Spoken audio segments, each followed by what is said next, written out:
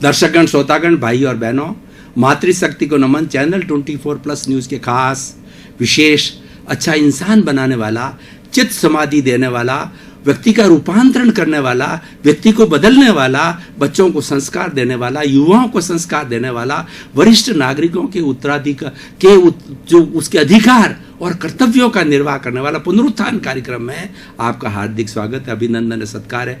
पुनरुत्थान कार्यक्रम में प्रतिदिन नए नए विषय के साथ प्रवेश होते हैं। एवरीडे नया विषय बताया जाता है, नया विषय प्रेजेंट किया जाता है। इसी क्रम में हम एक बहुत बड़े दार्शनिक विषय को आपके सामने प्रस्तुत कर रहे हैं, जो हमारी भारतीय संस्कृति की जो हमारी जो मेन मुख्य धारा है उससे आपको जोड़ेगा।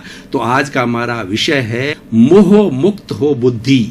भाई और बहनों, दर्शकगण, श्रोतागण, जितने भी आज दुनिया के अंदर धर्म है, दर्शन है, पहले जो है धर्म जो है और दर्शन एक साथ हुआ करते थे, क्योंकि इतना ज्ञान का प्रचार प्रसार नहीं था। लेकिन आजकल धर्म को अलग कर दिया गया है, दर्शन को अलग कर दिया गया है। और भारतीय हमारी जो विश्वविद्यालय हैं, जो कि पीजी क्लास के ऊपर, यूजी क्लास के ऊपर, डॉक्टरेट के ऊपर, पोस्ट डॉक्टरेट के ऊपर 55 तरह के धर्म दर्शन के बारे के अंदर, भारतीय धर्म दर्शन के बारे में पढ़ाती है और उसके व्यक्ति को ट्रेंड करती है, संस्कार देती है, क्योंकि हम समन्वय विश्वास करते हैं।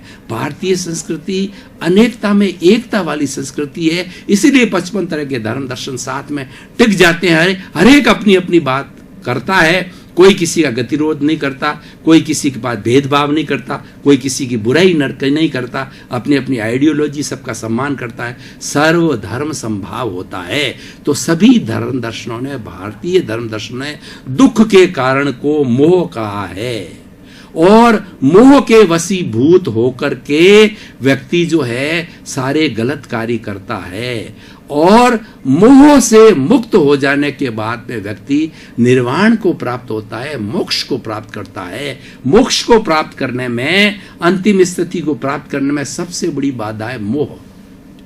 मोह को हम अविद्या कह सकते हैं, अज्ञान कह सकते हैं, राग द्वेष कह सकते हैं, क्रोध मान माया लोभ कह सकते हैं, और उसके बाद में अहंकार भी कह सकते हैं। ये सारे क्या है? ये कर्म रज है, ये सारी बुराइयां हैं। इसको कई लोग एक अहंकार शब्द से भी कहते हैं, क्योंकि, और दूसरा क्या है? क्रोध मान माया लोभ, जो मोह का परिवार है। मोह एक वट वृक्ष है और उसकी सब टहनियां हैं, जो 18 तरह के जो है, जो भाव नेगेटिव थॉट्स हैं, सब मोह का परिवार है। कौन कौन सा? प्राणातिपात, मर्सावाद, अदत्तादान, मैथुन, परिग्रह, क्रोध, मान, माया, लोभ, राग, द्वेष, कलह, अव्याख्यान, पैशून्य, पर परिवाद, रति, माया, मर्सा, मिथ्या दर्शन और शल्यपा। यानी जीवन की सारी बुराइयां हैं, वो उस मोह रूपी वट वृक्ष की शाखाएं हैं। सारे मोह के परिवार में मोह जाकर के जुड़ती है, इसलिए मोह का इतना वर्चस्व है, और मोह बुराइयों की जड़ है। और मोह के बाद में जब हमारे अनाशक्ति आती है, हम निर्मोही हो जाते हैं, तो हम उस बुराई से हट करके अच्छाई के पाड़े में चले जाते हैं। और जब अच्छाई के पाड़े के अंदर व्यक्ति आता है, तो धीरे धीरे मुक्ति की ओर उसका प्रयाण हो जाता है। तो आज हमारा विषय है मोह से मुक्त हो बुद्धि। अब देखिए, बुद्धि अकेली नहीं है। हमारे शरीर को देखें तो इस शरीर के साथ साथ में क्या होता है? हाथ है, पांव है, और 5 इंद्रियां हैं। 5 ज्ञानेंद्रियां, 5 कर्मेंद्रियां, और जो है 11वां मन होता है। तो ये स्पर्शन, रसन, घ्राण, चक्षु, श्रोत्राणी, इंद्रियाणी, ये 5 इंद्रियां बाहर की दुनिया के विषय लेकर के और मन को देती है। तो पहले हो गया हमारी इंद्रियां, फिर हो गया मन, मन के बाद के अंदर बुद्धि आती है, बुद्धि के बाद में चित्त आता है, चित्त के साथ में अहंकार आता है, और अहंकार से फिर हमारी आत्मा आती है। तो हम बुद्धि की बात कर रहे थे। तो बुद्धि क्या करती है? एक जज का काम करती है। बुद्धि एक निर्णायक है। बुद्धि 2 तरह की होती है, सुबुद्धि और कुबुद्धि। सुबुद्धि जब सही दिशा में चलती है, तो 5 इंद्रियों के द्वारा दिए गए विषयों को और मन के द्वारा दिए गए सारे कार्यक्रम को जो है अच्छी दिशा में लागू करती है, उसके रिजल्ट अच्छे आते हैं। वो बुद्धि मोह से प्रभावित नहीं होती है। दूसरी कुबुद्धि होती है, वह प्योरली मोह से प्रभावित होती है, वो राग द्वेष से प्रभावित होती है। वो चश्मा लग जाता है, पीला चश्मा लगता है तो सावन के गधे को हरा ही हरा नजर आता है, क्योंकि वो हरे रंग का चश्मा लग जाता है। जिसको पीलिया हो जाता है उसको क्या सब पीला पीला नजर आता है, ये चश्मा है। तो राग द्वेष एक चश्मा है, कुबुद्धि उस चश्मे को लगा देती है और हर चीज को उसी चश्मे से देखती है, राग द्वेष से देखती है। इसीलिए क्या है, वो मोह युक्त हो जाती है और वो अच्छा कार्य नहीं करती है। वो जाकर कहीं न कहीं बायस्ड हो जाता है, निष्पक्ष नहीं रहता है, स्वार्थ की दुनिया में चला जाता है, घृणा की दुनिया में चला जाता है और कई कई तरह की चीजों की जो बुराइयां उसकी तरफ चला जाता है। एक हमारी बुद्धि के ऊपर होती है प्रज्ञा। प्रज्ञा निर्मोही होती है। प्रज्ञा हमारी आत्मा की रिप्रेजेंटेटिव है। प्रज्ञा में मोक्ष ले जाती है। प्रज्ञा कभी भी गलत सुझाव नहीं देती है। वह तो बुद्धि की, अगर किसी की प्रज्ञा जागृत है तो वह बुद्धि को कुबुद्धि की तरफ जाने नहीं देगी, वो बुद्धि को मोह युक्त होने नहीं देगी। प्रज्ञा जागृत करने के लिए साधना करनी पड़ती है। तीसरा, नेत्र खोलना पड़ता है, प्रज्ञा चक्षु बनना पड़ता है और जो स्थित प्रज्ञ बनना पड़ता है। हमारी गीता की भाषा में बात करें, विषय दूसरा है, तो हम ये कहना चाह रहे थे कि ये जो बुद्धि जो है मोह मुक्त बने। भाई और बहनों, ये बहुत जरूरी है। ये हमारे पर निर्भर करता है कि हम मोह युक्त रहें या मोह मुक्त रहें। क्योंकि जब हम बीज कोई भी किसान है जो है बारिश के समय के अंदर बीज बोने के पहले वो स्वतंत्र है, लेकिन जब बीज बो दिया गया तो वो परतंत्र हो जाता है, किसी के अधीन हो जाता है। कैसे? मान लीजिए उसने गेहूं का बीज बोया है और फिर वो कहे नहीं मुझे बाजरा मिले, बाजरे का बीज बो दिया और वो फसल पकने को आए तो वो मन के अंदर चिंतन करे कि नहीं मुझे गेहूं मिलना चाहिए, इस तरह से मक्की मिलनी चाहिए। बोया कुछ और पाना कुछ चाहता है, ये संभव नहीं है। जो बोया गया है, what you are sown you will reap the same thing. जैसा कर्म करोगे वैसा फल मिलेगा और कर्म के अनुसार ही बुद्धि हो जाया करती है। बुद्धि कर्मानुसारिणी, जैसे कर्म होते हैं उदय में आते हैं वैसी बुद्धि हो जाती। तो हमने बीज कैसा डाला है, वो बीज जो है वो भाव बीज कहलाता है, वह कर्म बीज कहलाता है और वो कॉज कहलाता है। हमारी इस दार्शनिक दुनिया के अंदर nothing can be there without the cause. To get the effect cause will be always there. यानी कारण के बिना कार्य नहीं होता है। कोई भी कार्य होता है उसके पीछे कारण अवश्य होगा। मैं आपको ये प्रवचन दे रहा हूं तो ये तो कार्य है, लेकिन इसके पीछे कारण क्या है? इसके पीछे कारण ये है कि 24 चैनल चाहती है कि हम लोगों को अच्छी बात बतावें, ज्ञान की बात बतावें। और दूसरा कारण, मैं जो निमित्त बनता हूं, मेरे मन में भी ये भावना है कि जो कुछ भी इतने साल जीवन में मैं जिया है वो लोगों को, चैनल 24 का ऐसा एक टीवी माध्यम ऐसा है कि वो सारे लोग देखते हैं।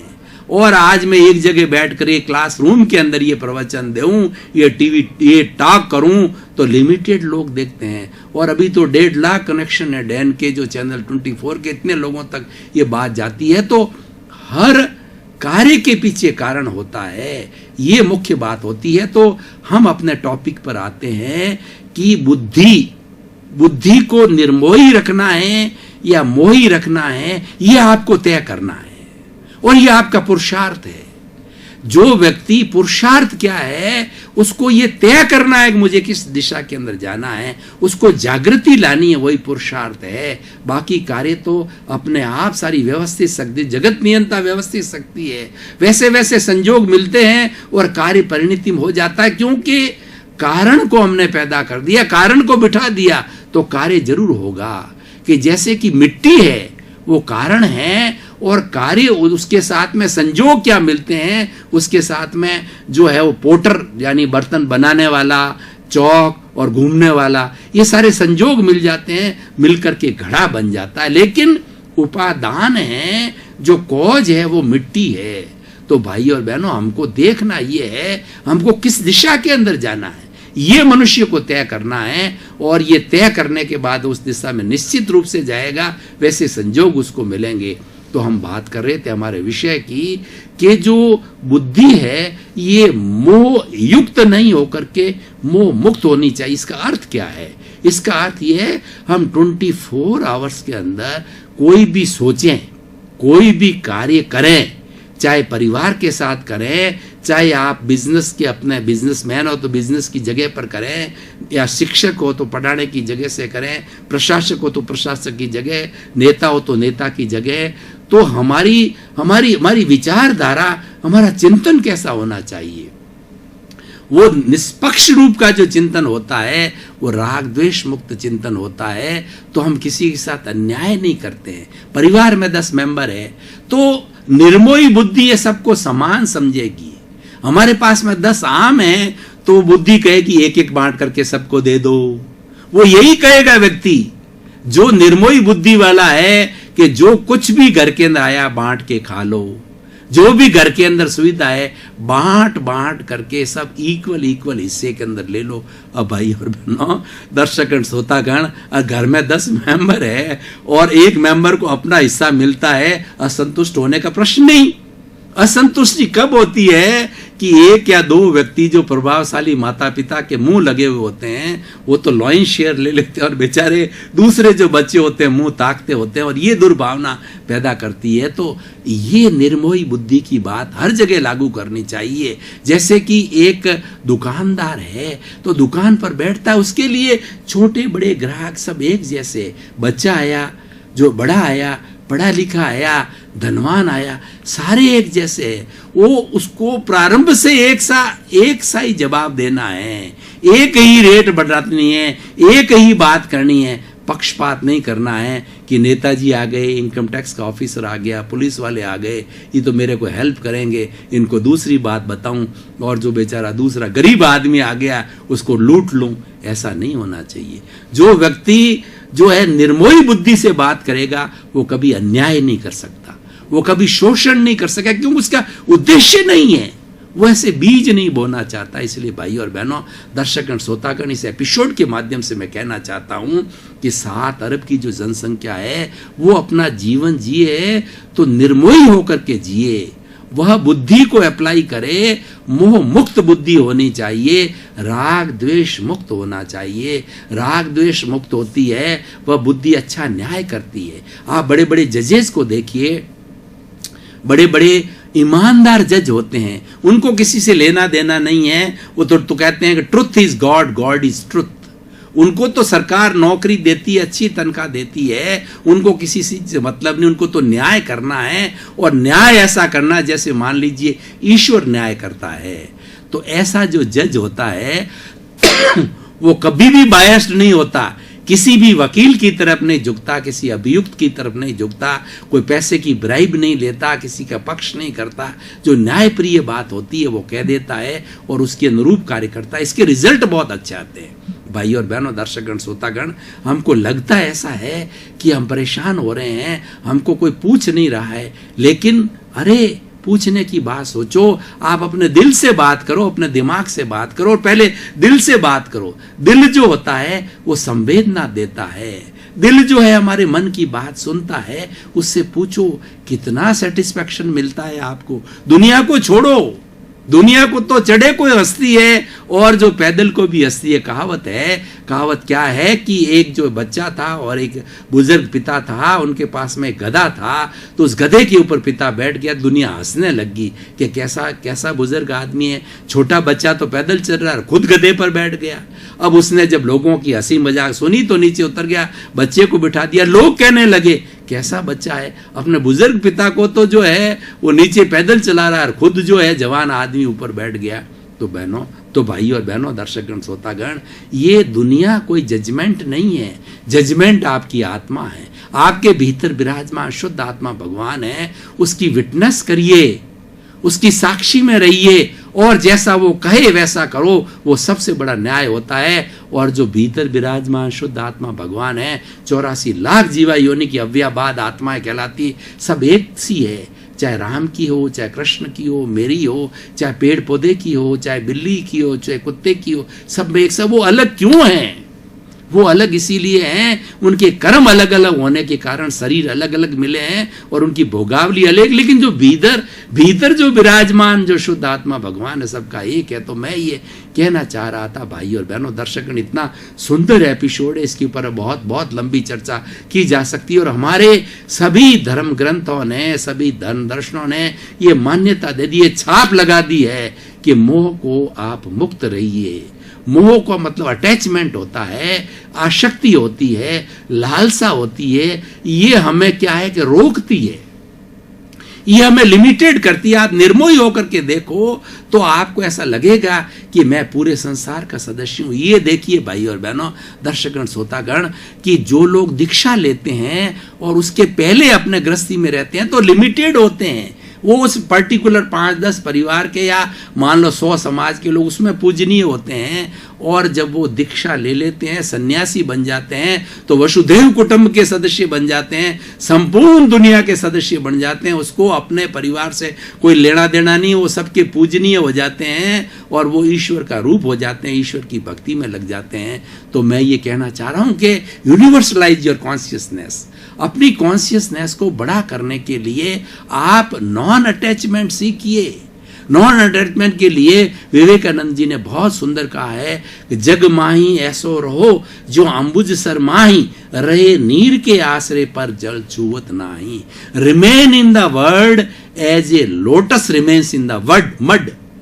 कीचड़ के अंदर, कमल कीचड़ में खिलता है तो उसका डंठल कीचड़ में रहता है, तो कीचड़ समझता है कि कमल तो हमारे साथ ही है, लेकिन कमल बहुत ऊपर रहता। कमल सोचता है कि मेरे को इस कीचड़ से कोई लेना देना नहीं है, मेरे को तो जो ईश्वर भक्ति से ले, उसके तार ईश्वर से जुड़े हुए होते हैं, उसके तार अच्छाई से जुड़े हुए, तो खुशबू फैलाता है कमल।